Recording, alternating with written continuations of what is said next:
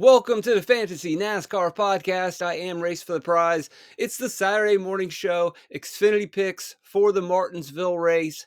Let's get after it. But first, racefortheprize.com. That's where you can go to get access to the Fantasy NASCAR spreadsheet. All the laps, the raw data, if you want to differentiate between Group A and Group B, really is helpful if you're trying to decide who was fast in the mid-pack and see where they rank when you're trying to navigate those value picks. It's all at racefortheprize.com. You just simply PayPal, Venmo, or Cash App me, and I will give you access to the sheet. Let's run through some builds. We're going to start with Chandler Smith. He's going to be the JMM play. You want to try to be contrarian and fade him. Good luck. Had a brake issue, cold weather. Though they took it back to the shop just down the road. They'll be fine. Justin Allgaier, I'll slot him in, but if you want to go Eric Almirola as your dominator, hog, lap leader, that's fine. Maybe you try to fit in both. We'll mess around with that build in a second. You can also easily fit in Brandon Jones at a little bit lower rate. And then Cole Custer is kind of the guy that I might miss on. I'm not so hot on right now, but I don't want to completely eliminate him from the rankings. He could definitely blow me up in this, but right now I'm leaning Allgaier. I'm leaning Eric Almirola. We'll start with this build. And then Riley Herbst is going to be the guy that comes in because he didn't qualify very well. Strong at Martinsville last year. Overall pretty good short flat tracks. Overall pretty good everywhere. Very decent price. Can easily get into the top 5, top 10. Starting 22nd, driving to 6th, not a problem. I think that's where you're going to start, and that's going to leave you with $6,500 left. From there, again, since we are looking for some value, one of the neat things is to go through the raw data and look at the guys that went out, because Group A was the slower group, the drivers mainly from the mid-pack, and so you can kind of rank them against each other. So if a guy was not fast on the leaderboard in Group A, then they're more than likely not going to be battling for that 20th place position. If they're not battling for, running around 20 during the race, they're not going to benefit from the attrition at the end, get those extra boosted points. So something to look at in your value pick. So let's go to the value. And actually, before we go to the value, let's just go ahead and slot in Brandon Jones and see where that puts us. If you believe in him, I know a lot of people don't trust Brandon Jones, rightfully so, but he has been very strong in Martinsville in the past. I know he doesn't have Jeff Mindering as his crew chief, but overall, Junior Motorsports brought some really fast cars. 5 cars to the track this weekend. It's kind of a big deal for Junior / Hendrick Motorsports. They may not be as closely allied as they once were, but I think there is still something there. 5 cars, all fast cars. You don't want to believe in him, that's fine. I get it, I understand. So then that leaves us with 5,600. We're in the punt range. We got Brendan Poole. We got Dawson Cram. We got Blaine Perkins, Leland Honeyman, Logan Bearden. If you haven't, check out my videos from earlier this week. I break them down a lot more thoroughly. We're not going to do that here. We're going to go a lot quicker. So those are some of the drivers that are showing up pretty well. One of my concerns earlier in the week with Brendan Poole and with Tommy Joe Martin's racing in general and Ryan Ellis is they just didn't have good cars at Richmond, but they definitely showed improvement this week. Ryan Ellis tweeted out that I love my car in the long run, despite him not running a long run. His speeds were significantly slower than Brendan Poole, and I thought, well, maybe that's possible because Brendan Poole went out, then Ryan Ellis went out on scuffed tires. It's something that we have seen with teams in the past, small teams saving money, but that can't be the case because Ryan Ellis ran in Group A and Brendan Poole ran in Group B. So I don't know if Ryan Ellis is just tweeting the tweet to give his sponsorship. Either way, Poole showed speed, looked good, so I am definitely back on the Alpha Prime bandwagon. I also like Dawson Cram. We'll talk more about that in a second. Blaine Perkins, decent at the short flat tracks, but as I mentioned earlier this week, Sieg cars tend to not be very good at Martinsville, but they did show up pretty well this weekend. Ryan Sieg qualified well.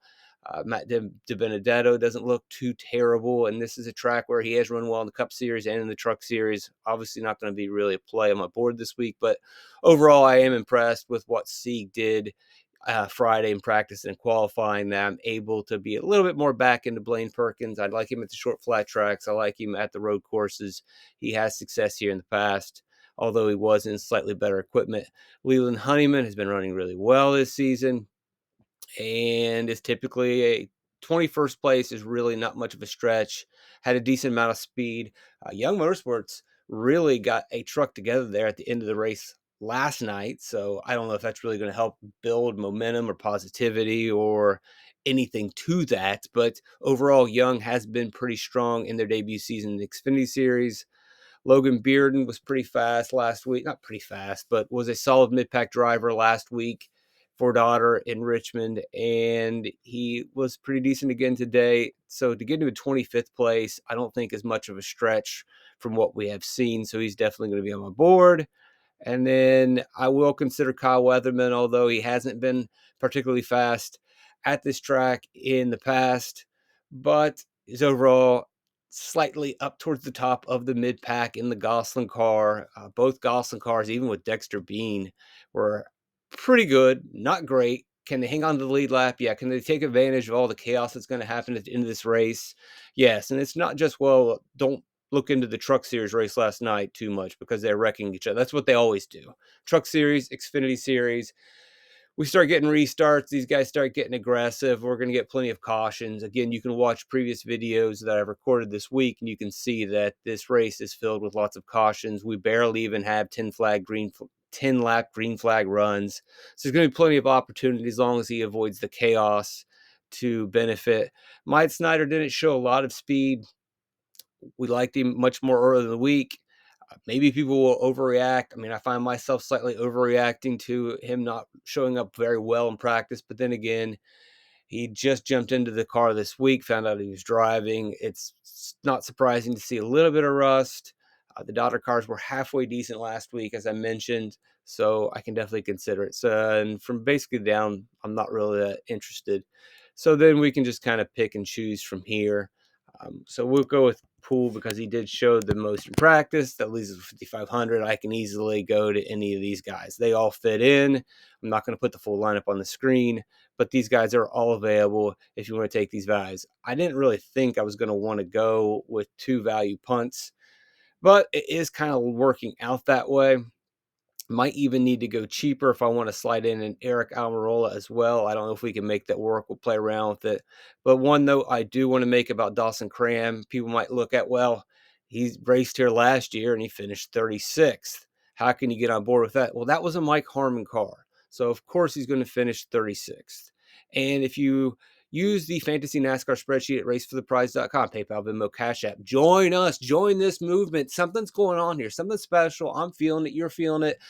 The sheet makes it so much easier to build. I think you can be successful. I'm going to save you time. Do it. Join us. I want you to be a part of it. I'm glad that you are here watching the videos. Take the next step and get the Fantasy NASCAR spreadsheet. Really want to help you out. I'm so happy that you are here with me. But if you look at Dawson Cram, you follow the link, you'll see that at Martinsville in the Truck Series, and not really good equipment. I mean, we're talking just Cram family-owned trucks. We're talking Rayum trucks, I believe. An average finish of 18.6 at Martinsville in 5 races. So he knows this track. He has performed well here in the past. I can definitely get on board. You can see, obviously, Perkins and pretty solid equipment. We can get on board.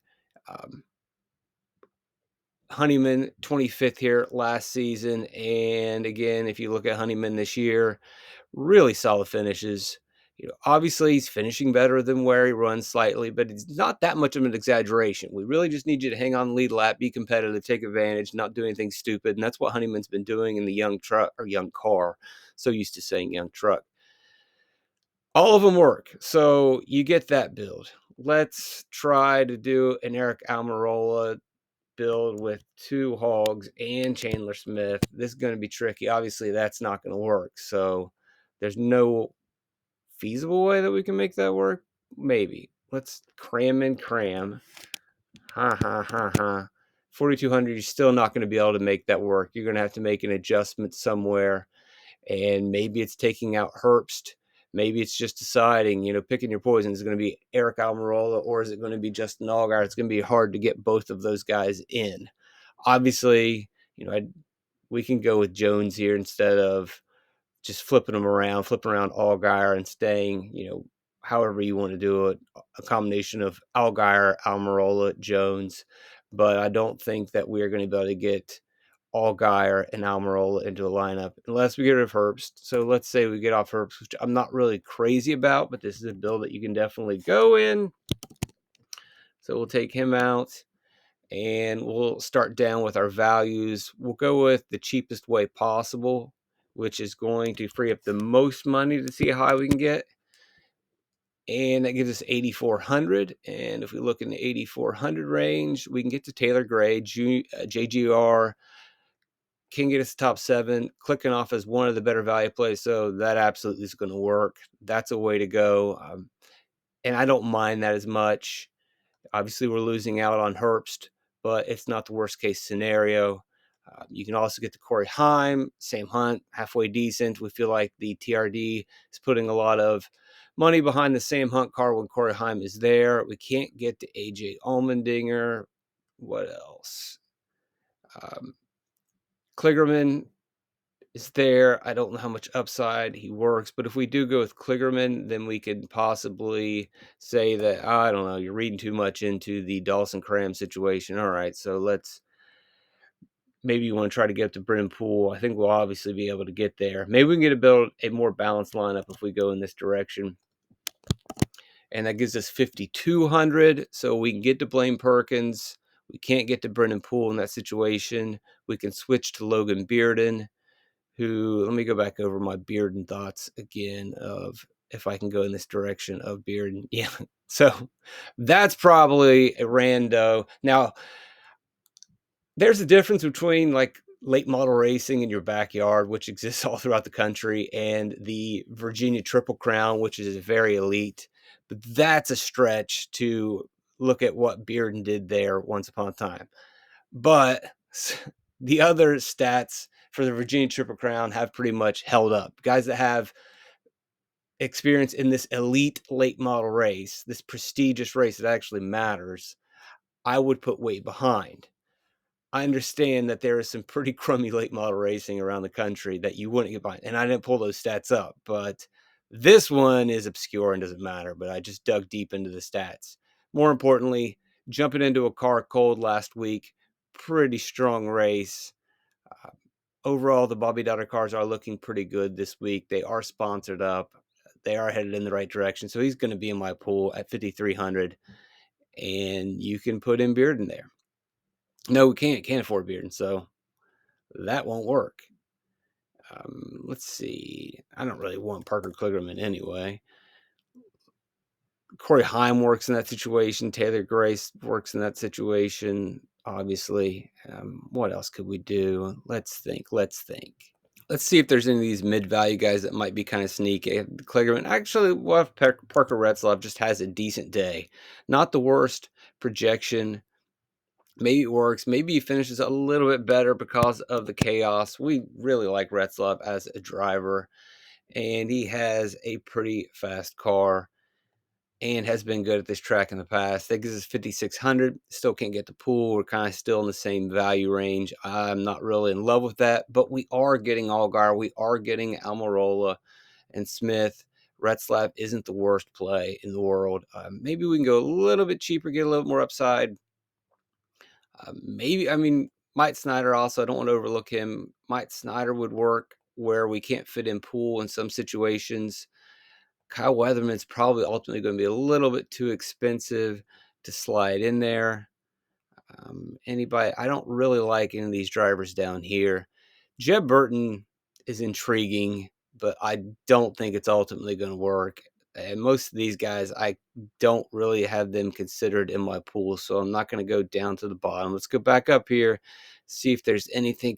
I don't know. I mean, Clements, maybe, possibly. I think Retzlaff's definitely got more upside. Obviously, he's going to cost you a little bit more. I don't know if I want to go there. I want to completely eliminate him. Maybe that is a way to differentiate if we are doing this Almirola Allgaier build. Where else might I go? So we've talked about these guys at the top. We've seen the value there. We've tried to mess around. Obviously, you can switch in back and forth between Taylor Gray and Corey Heim. The starting position probably might get you a little bit more on the Corey Heim. Taylor Gray probably has a little bit better equipment. Both ran the truck race last night. We like both these guys. Obviously, championship contender in Truck Series, dark horse contender for Tricon in the Truck Series. Both could be in that championship race at Phoenix.